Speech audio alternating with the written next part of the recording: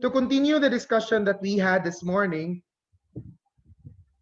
we go with the other structures of nouns. So, no. There's still one more function of a noun that I'm supposed to show to you. Let's have a sample sentence.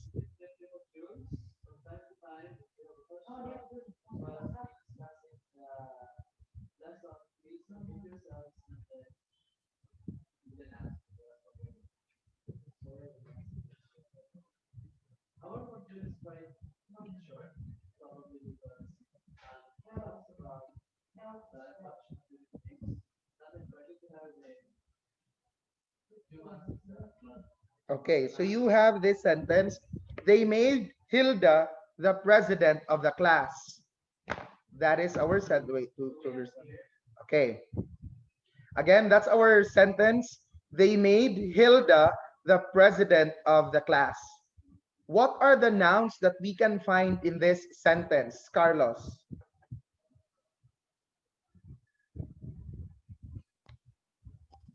Hilda, Hilda, president, president, class. and class, correct.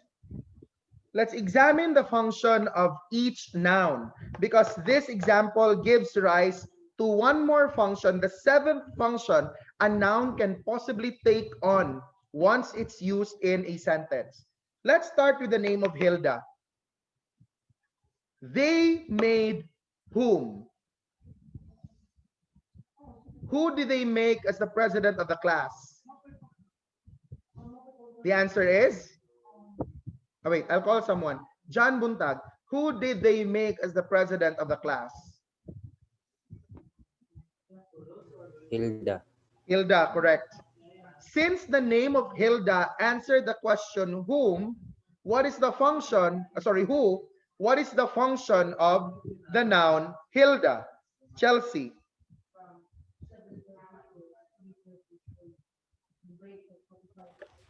Sir, Since the name of Hilda, can you hear?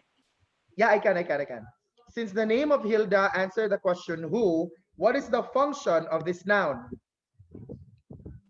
Direct object. Correct. It's the direct object, the DO. Let's go for a while to the word class. Where can you find the word class? In what group of words can you find the word class, Juliana? In the prepositional phrase. What is the prepositional phrase? Can you hear me? Yes, I can. What is the prepositional phrase? Of the class. Correct. So we have this group of words. This is a prep phrase, a prepositional phrase, and of course, the noun in that prepositional phrase is what we refer to as, how do we call it, Lorraine?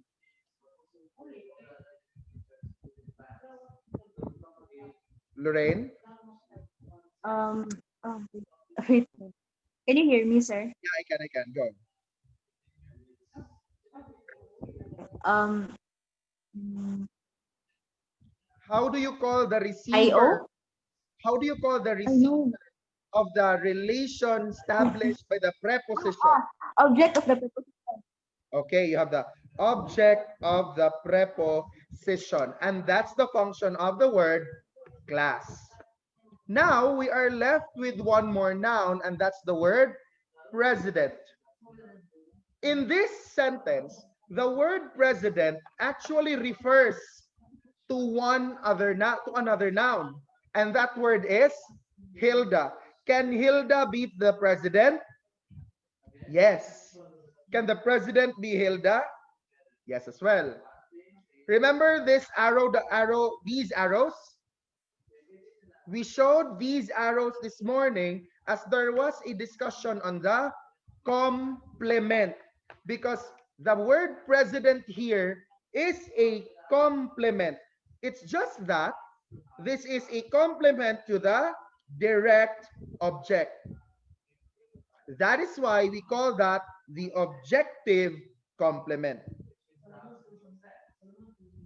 The objective complement is a complement to the direct object.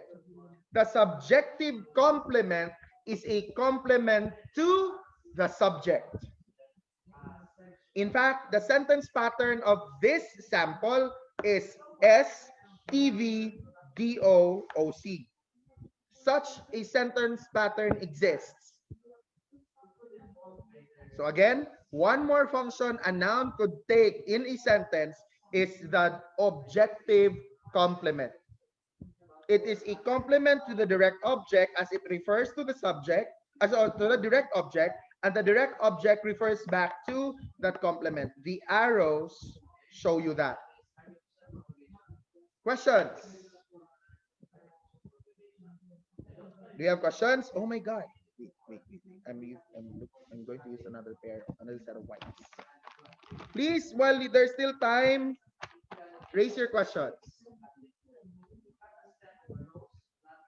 If there's none, we now proceed to the different structures of nouns. To start, we have one part of speech that can actually function as nouns in a sentence. We have adjectives. How many parts of speech do we have? Angel.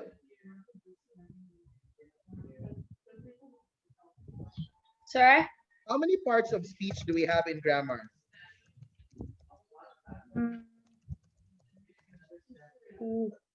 Uh, 8? Eight, Eight? correct. There are 8 parts of speech.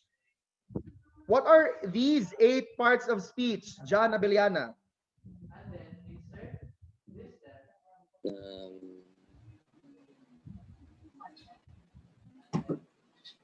Should the answer the noun, preposition, and Noun, preposition, what else? adjective, Adjectives, adverb, adverbs, verb, verbs. Don't forget pronoun, pronouns. pronoun. 2 more. 2 more. Yeah, because what you have given me are 6 parts of speech. What about IC? Can you give me the 2 remaining parts of speech? Is it preposition and conjunction? Conjunctions, prepositions were already mentioned Ah, earlier. Conjunctions and away. one more. What was not mentioned? I wasn't here, sir. I was going to the So, dogs. Okay, these are the ones mentioned so far by John. Nouns, pronouns, verbs, adverbs, adjectives, prepositions, and conjunctions. The last one is Interjections. correct. The last one would be interjections. Among these parts of speech, another one may function as a noun, though they're not originally nouns per intention. We are talking about adjectives. What are adjectives for? What do adjectives do in a sentence? I'd like to ask this to, wait, let me look at the list. Ishi, what do adjectives supposedly do in a sentence? They describe the noun. Correct. They are modifiers to nouns or to pronouns. They describe. But in the process of trying to create sentences, we can actually make use of adjectives as nouns in a sentence. One thing that you should be reminded of is once you make an adjective the subject of a sentence, it takes on a plural number. That's very important to remember. Adjectives, once used as subjects, take on a plural number. For example, let's have the one in your module. I'll do this. What for? For example, you have the disabled. Try to bring your attentions to the module. I'll remove the spotlight from my.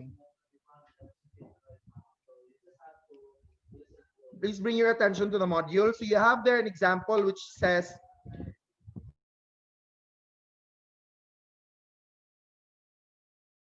I muted myself. Brilliant. I muted myself. So again, the sentence is the disabled have found it very difficult to get a job. The word disabled is originally an adjective, but in that sentence, it has been used as a subject. And look at the verb that comes after it. What is the verb after what is the verb in the first sentence? Kiana. For the sentence, the disabled have found it very difficult to get a job. What is our verb? Sir, What is the verb in the first sentence? um, what sentence? Disabled. That one. The disabled. Verb. I- Disabled is verb. not a verb. Have found. Correct. Though in that sentence, I only placed have to be in bold letters, that is to emphasize the agreement between disabled and have. But the complete verb is have found. The number of have found is plural. Its singular form is has found. Why is it expressed as have found? Because again, once a subject is used, once an adjective is used as a subject in a sentence, it takes on a plural number. Like the sick have been attended to. Choose the verb that completes that sentence. The sick have been attended to. Thea, what should you use? Has or have? Have. Have, correct. The weary are losing, the weary are feeling so desperate. The weary are feeling so desperate. Neil, what will you choose? Is or are? Are. Are, correct.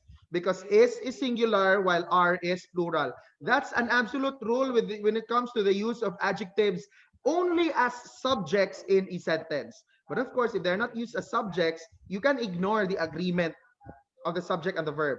Like that of the second sentence. Every year, millions join the ranks of the unemployed worldwide.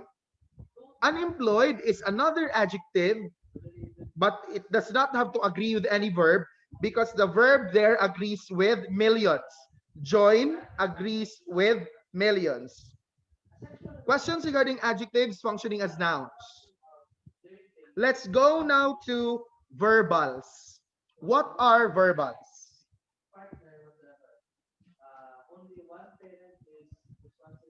What are verbals? I'd like to ask this to Rain. What are verbals, Rain? They do the action. Again, Rain.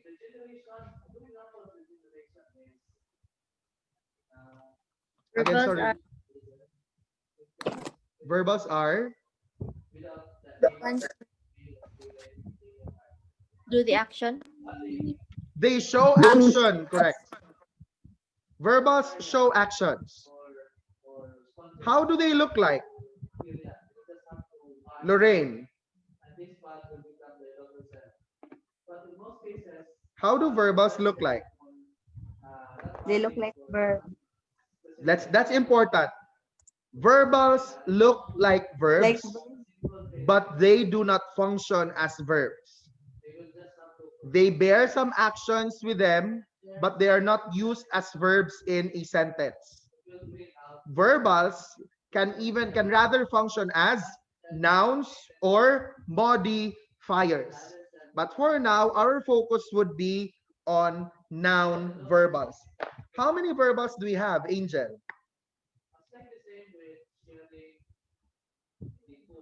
I'm not sure.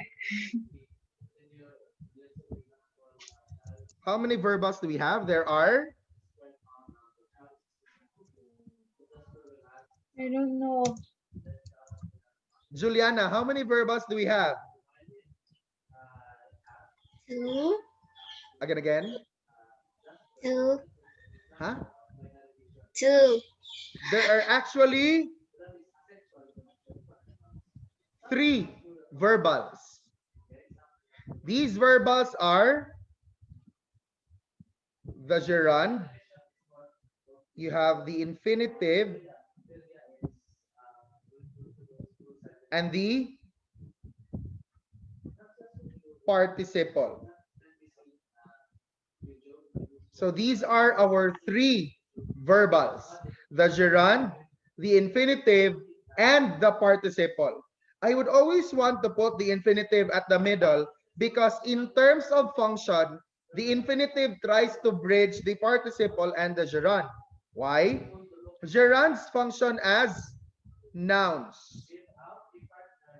Infinitives can be nouns or modifiers, while participles are plainly modifiers. So these are the functions of the different verbals. One can be a noun, that's the gerund. Infinitives can be both nouns or modifiers, while participles are plainly modifiers. So by placing the infinitive at the middle, I can always be reminded that the infinitive bridges the gerund and participle because it tries to cover the 2 functions that each of these 2 verbals is actually carrying on. So like what I said earlier, our focus will only be for the gerund and the infinitive, not with the participles. Let's examine first these 3 in terms of how they look like. How does a gerund look like? John Buntag. How do you construct a gerund?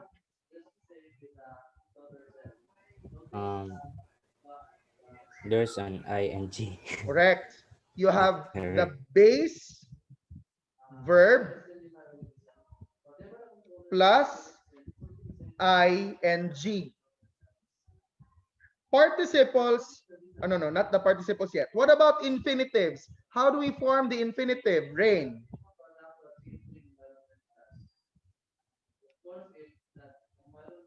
2 plus the base form of the verb. Correct. You have the preposition to plus the base form of the verb. So for example, you have words like, this always reminds me of the errors that students of mine had before. For example, here you have the word think. Its gerund form is thinking. The infinitive form of think is to think. How do we form participles?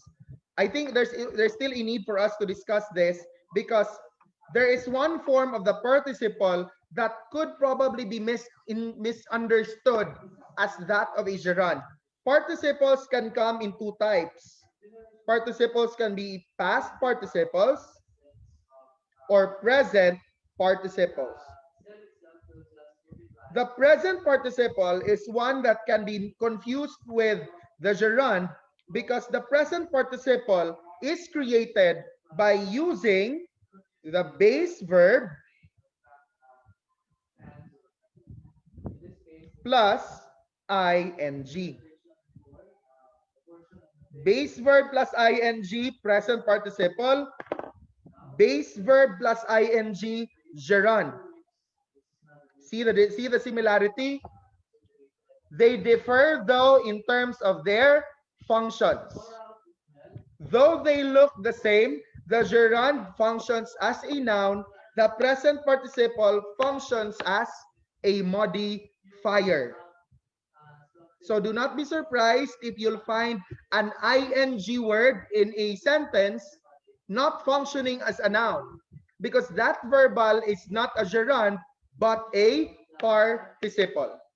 the past participle can be formed in two ways depending on it being a regular verb or an irregular verb. So now we proceed with how they appear in sentences and what functions they can possibly take on. To start, we have the gerund. So as said, gerunds are verb-looking words that function as nouns. So you can make gerunds function as subjects. You can make a gerund function as a direct object. You can also make a gerund function as the object of the preposition. You can also make it function as a subjective complement or complement, an appositive. Just like what you can make nouns do in a sentence, gerunds can do them as well. For instance,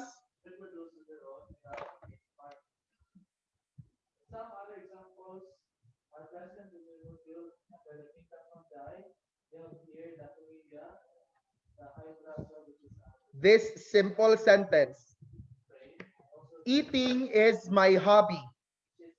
You have here a verb-looking word that ends in ing, and that word is eating. Its base word is eat.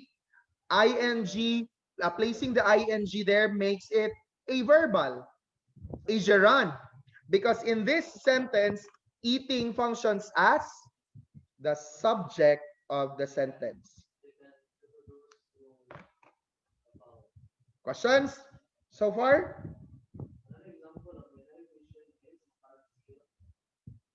You can have a sentence that looks like this.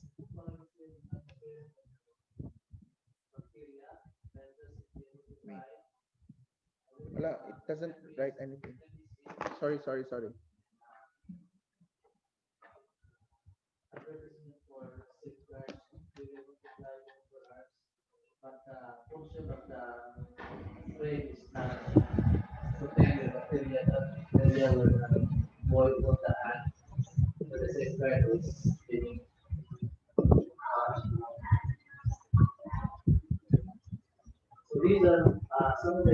Sentence is, they made eating a priority.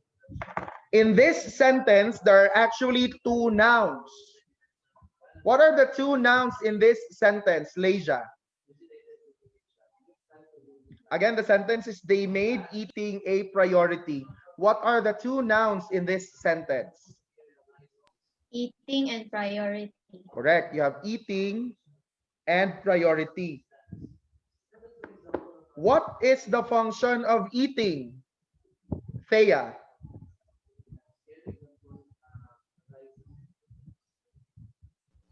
Gerund. It's function. When you talk of gerunds, infinitives, these are structures. Function, we're talking about the function. How does eating function in the sentence? Subject. Is it the subject? So that's the sentence. So they made eating a priority. Rain, what is the function of eating in that sentence?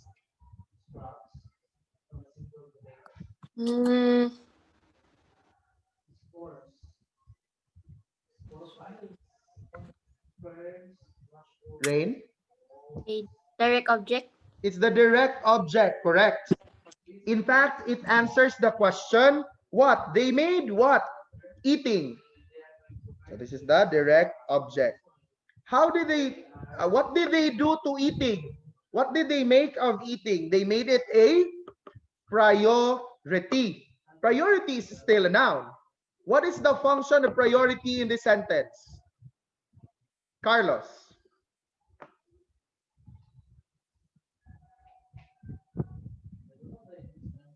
Indirect object. Is it? Is it the receiver of the direct object? The indirect object is the receiver of the direct object. This sentence does not have any receiver for the direct object. And again, it brings us back to the question, can eating be that priority, Carlos? Can eating be the priority? Yes. Can that priority be eating? Yes. Therefore, Carlos, what is the function of priority? Objective complement. Correct. It's the objective complement. In fact, in terms of sentence patterns, this is an STVDOOC. That's the complete sentence pattern here. Why again? Let's not forget these arrows. Let's not forget these arrows. Can that priority be eating? Yes. Can eating be the priority? Yes. Therefore, priority is a complement to the direct object. Since this is a direct object, the complement is an objective complement. If you expand a verbal, it becomes a verbal phrase. An extension or an expansion of a verbal is the formation of a verbal phrase. So once a verbal is added or paired with some other words, it now becomes a part of an entire phrase. For instance, let's start again with a gerund.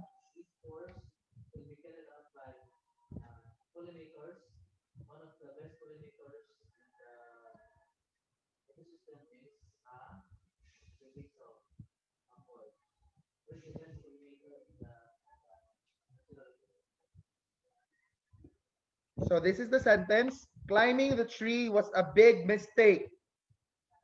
What is the subject of the sentence? The complete subject of the sentence. I'd like to ask, where's Dane? Dane isn't around, no? I'd like to ask Eliza. You look at the frame, you look at the screen of my laptop. There's such an illusion there. Oh.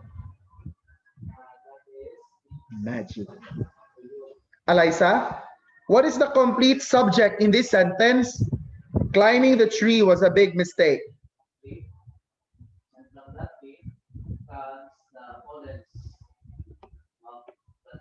Eli? Alex. What is the subject of the sentence, Alex? Climbing the tree was a big mistake. Climbing. Complete subject, complete subject. Climbing the tree. Correct. By the way, once you're asked to identify whatever is found in the sentence, be sure to provide the complete set of words. If what's found is just a gerund, a single word gerund, then let's settle with that. If what's found is a gerund phrase, then you should give the gerund phrase. Your ST for this lesson is already done and prepared in Edmodo. And the instructions are placed that way. So going back, since what we have here is climbing the tree, what you're expected to identify is the complete set of words, not just the word climbing. Without a doubt, climbing is a gerund. However, what we have here is a gerund phrase. So what you should give as an answer is the gerund phrase. What is the function of this gerund phrase? I see.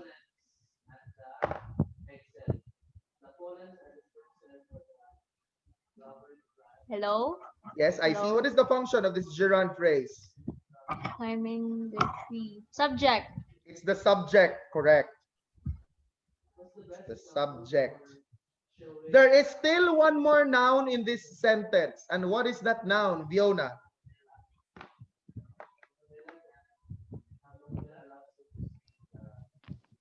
Oh, wait, it froze the screen, sir. There.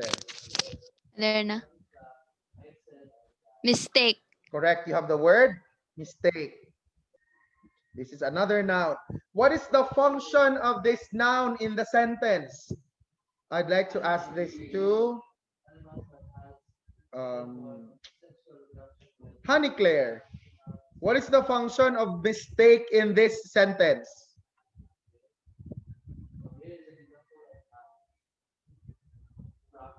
Honey Claire?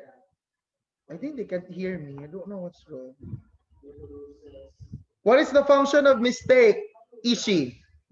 In this sentence, climbing the tree was a big mistake. What is the function of mistake? Direct object. Wait, Is it- no. Subjective complement. Is it a subjective complement? I don't know. Ishi, mistake functions as the subjective complement. Yeah. You don't need to change your answer.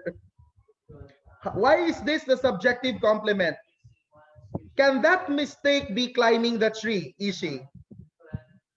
Yes. Correct. Can climbing the tree be that mistake? Ishi? Yeah. Therefore, they refer to each other.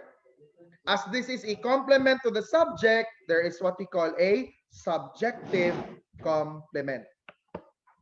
The same is actually true with infinitives. For infinitives, they just have to appear in wait for one. For infinitives, they just have to appear in a particular structure different from that of gerunds. That the preposition to is there, placed before the base verb. Just because the preposition to can be found in the sentence doesn't mean that right away you have an infinitive. Yes, Chelsea, you may. Please take note of that. Just because you will see the preposition to in a sentence doesn't mean that you'll have an infinitive. By the way, the infinitive is composed of two words. You have to plus the base verb, but that does not make it a phrase right away. The infinitive, though composed of two words, is considered as one semantic unit, so it has a meaning in its singularity.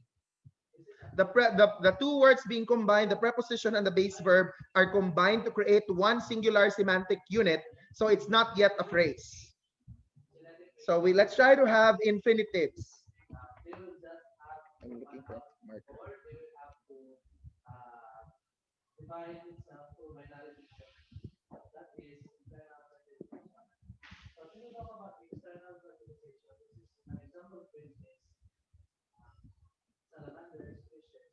Okay, go. The sentence is, I want to kill my friend. What is our infinitive phrase in this sentence? I'd like to ask Vince Dahab. Sir. What is our infinitive phrase in this sentence? The infinitive is friend. Hoy. Friend. The infinitive is friend? Oh.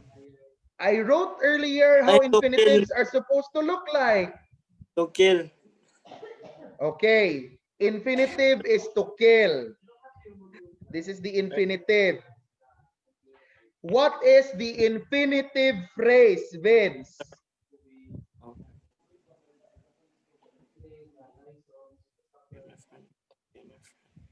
Vince, what is the infinitive phrase? To kill my friend. To kill my friend is the infinitive phrase. The infinitive phrase. Vince, I'm not yet done with you. Oh. Oh.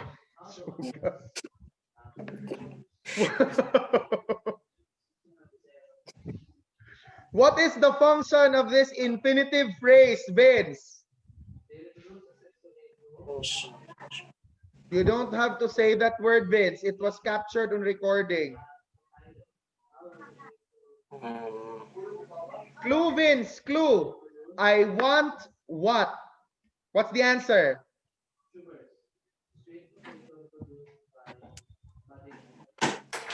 What do I want, Vince? You look at the sentence. I want what? So what's the answer? To kill. So what's the complete answer? What's the complete answer? I want what? To kill my friend. Therefore, what is then to kill my friend? It just answered the question what. Therefore, it is Subject. Oh my gosh. Oh, direct object, sir. Direct object. Oh my gosh. As it answered the question what, it is a direct object.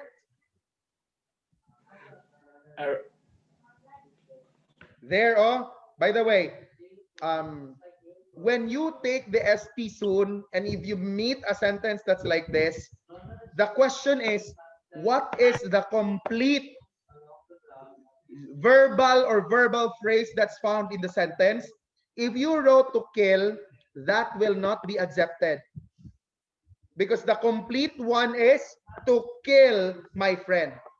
I just acknowledged to kill here for the sole purpose of showing how an infinitive looks like. But the complete answer is this, to kill my friend. Vince, we're not yet done. Yes, sir. There is still one more noun in this sentence. And what is that noun? Friend. So what is? Wait, I think we can go with green. Okay, friend is a noun. What is the function of friend in this sentence? Subject. Complete. Rain, what is the function of friend in the sentence, Rain?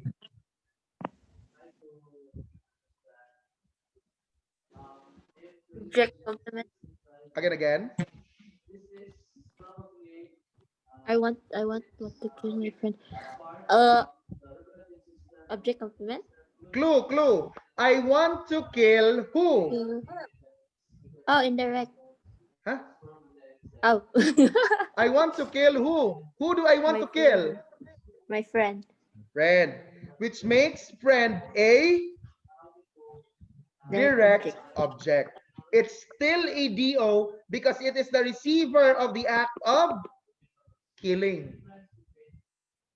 Per definition, that's what direct objects are. They receive the action. We do not say that the DO is the receiver of the verb. We just want to say that the DO is the receiver of the action because the action may be in the verb or in the verbal, which in this case is true, as to kill is a verbal. Questions? Of course, you should expect that when it comes to the ST, the sentences are not this short. You will not find sentences structured as the boy died, she ran. No, you will not find sentences that are like that. The sentences there will be a bit longer, like, while trying to find some ways to finish walking in the woods, what did the girls wearing blue jeans and red shirt encountered so many things, and they were all terrified. So you encounter sentences that are like that. Shall we try something like that? Let's try. Okay, wait. Okay, go. So long. It is. Let's try to have something like that.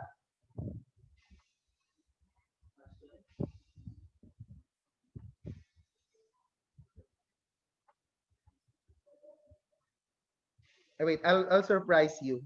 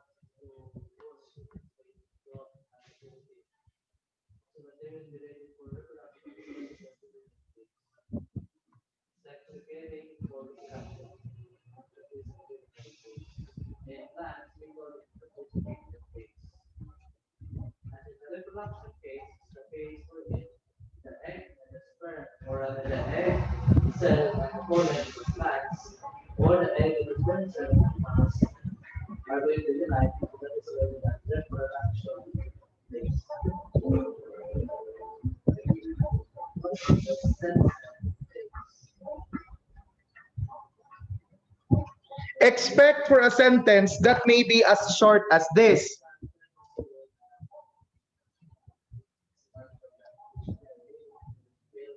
So that's our sentence. In the rising of the sun, the helpers started to do many things, and they are making sure that they get finished before the master arrives. Again, don't expect that in the ST, the sentences will be very short. Expect for something that looks like this. So, okay. Wait, let me adjust my microphone. Okay, let's do it that way. Ready?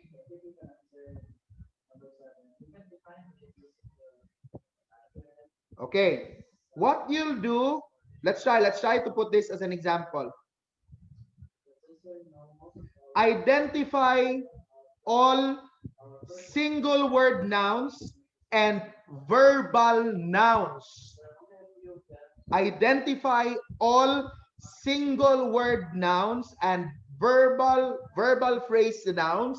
At the same time, determine their functions. Again, this is our sentence. In the rising of the sun, the helpers started to do many things, and they are making sure that they get finished before the master arrives.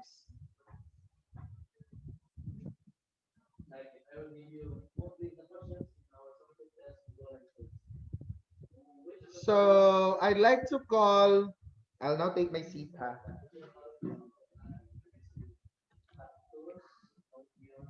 Okay. Did you try to write this in your copies? Rain, let's try to evaluate this one, Rain. Give me one noun. Noun functioning word. Rain? Helper. Helpers. Rain went right away with helpers. Okay, Rain. What is the function of helpers? Yeah. Subject, correct.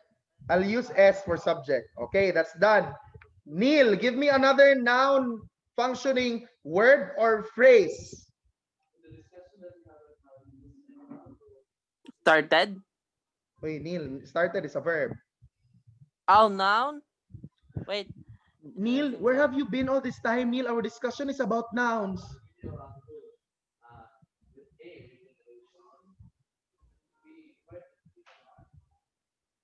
There, oh.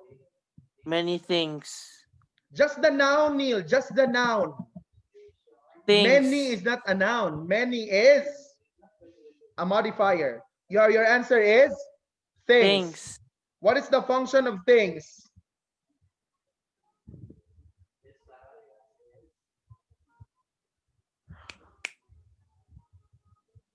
Subject. Complement. If you say that it's a subjective complement, what can it refer to? Can the things be the helpers? Oh, no. No, correct. Sorry. Neil, clue Neil. Started to do what? So Direct object? Correct. Things functions as the direct object. Give me another one. Kiana, a word or a phrase that functions as a noun. Rising. Rising. Take note, Kiana, it should be the complete one. Rising of the sun. I don't know. Rising of the sun, correct.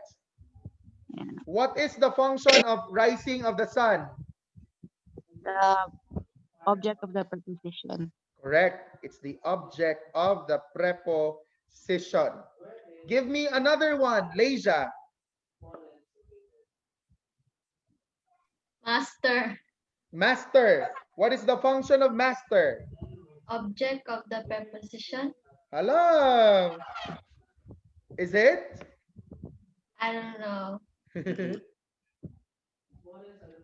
True, master is a noun. What is the function of master in this sentence, Juliana? May I see the whole sentence, sir? Go. Sorry. In the rising of the sun, the helpers started to do many things and they're making sure that they get finished before the master arrives.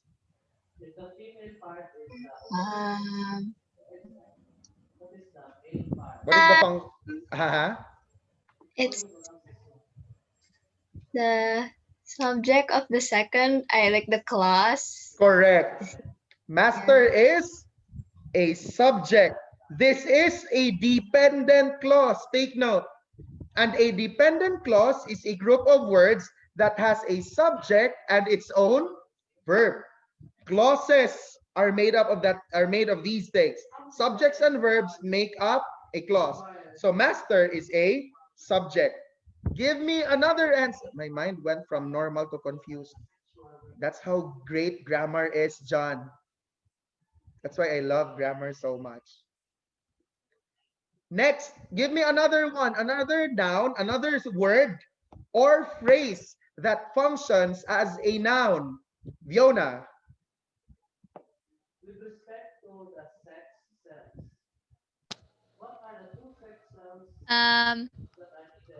Wait. There's still one. There are still two more answers. Yeah.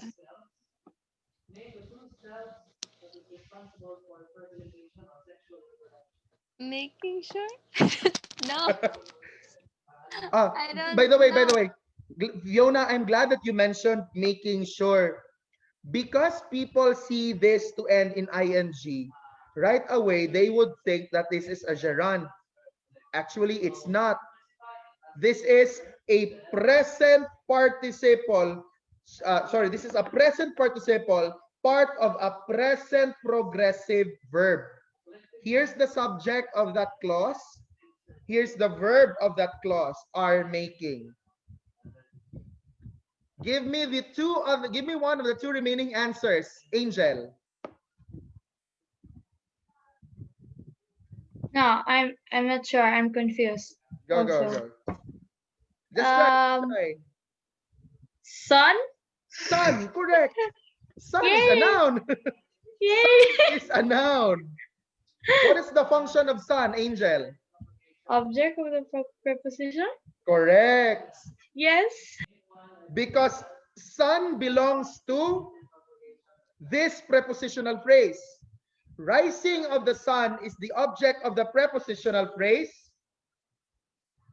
of that set. Rising of the sun belongs to in the rising of the sun. Sun belongs to of the sun. So in itself, sun is an OP. While rising of the sun is also an OP, this is a gerund phrase which functions as an OP. There is one more remaining answer. Hello, how can they not see it?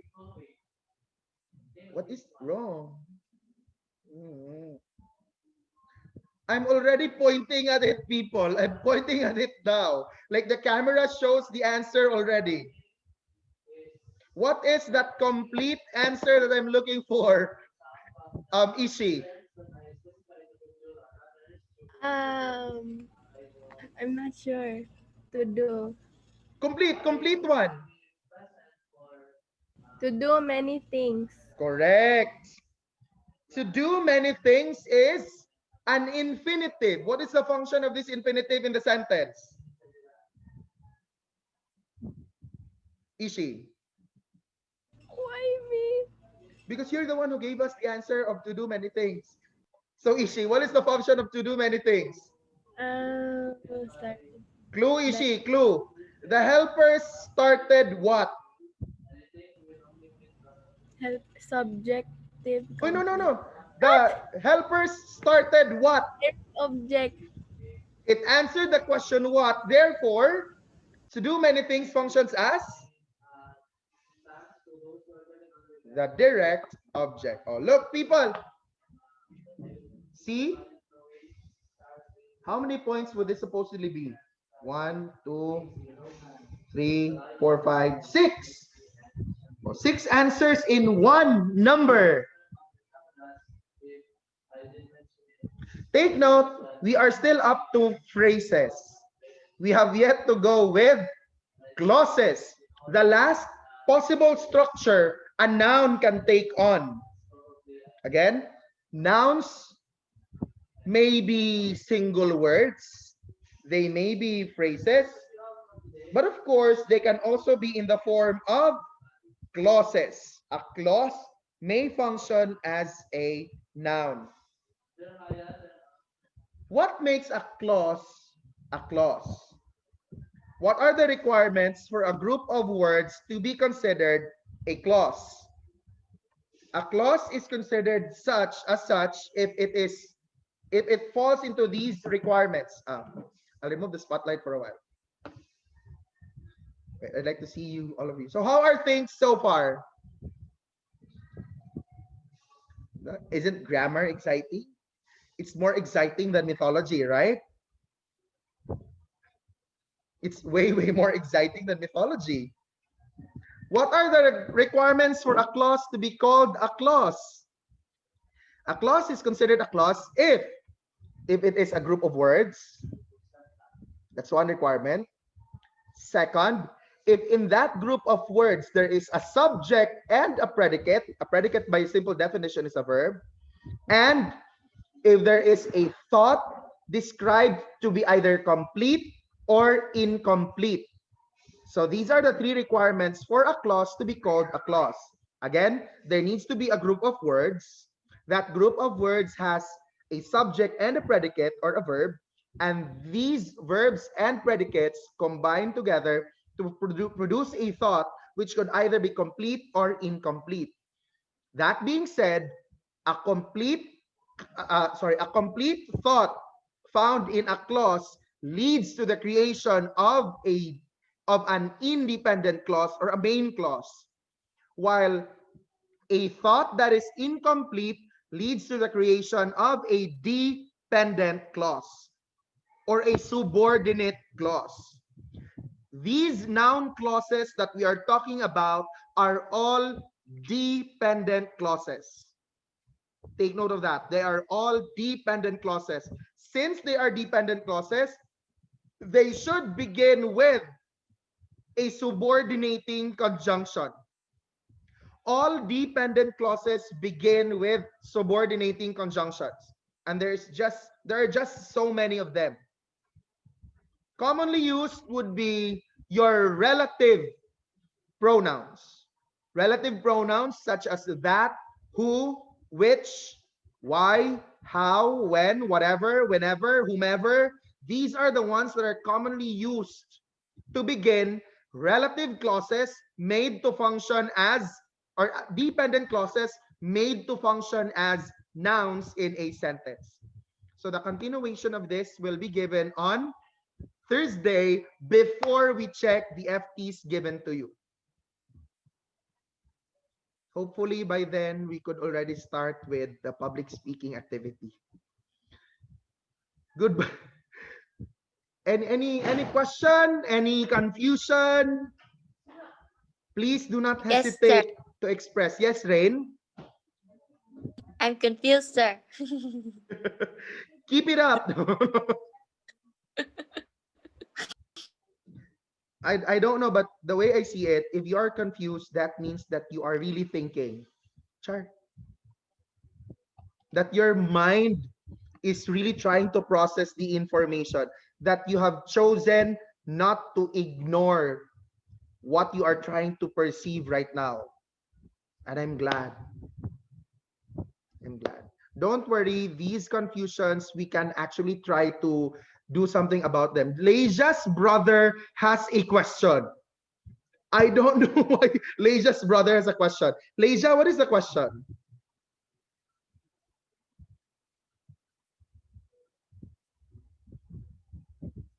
Leja? Before I end this call, Leja.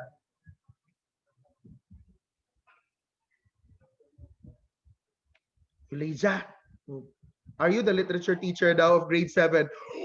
Oh no. No. Why? Would he wish that I be the literature teacher in grade 7? Would he want to be tormented? No, sir, it's just asking. No, I'm not. Hopefully not. So for now, tormented, vexed, and grieved, and waiting for the judgment from the throne. And waiting for the judgment from the throne. The search of light beyond intense illuminating universe. Grieved. Oh, it's not greed. It's grieved. So grade 10. Let's try to leave it there for now. Should you raise questions, if you have any questions, confusions, do not hesitate to raise them on Thursday at the time that we are also checking the FTs. Read and go over the examples that are provided. I think there are your module has a lot of examples. And take note, we are still on nouns. We are still on nouns, people.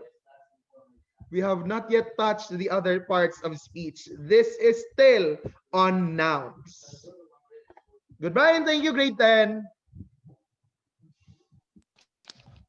Goodbye. and thank Thank you. you, Sir, sir. and thank you, sir. Bye. Thank you, sir. Thank you, sir Sam. Bye.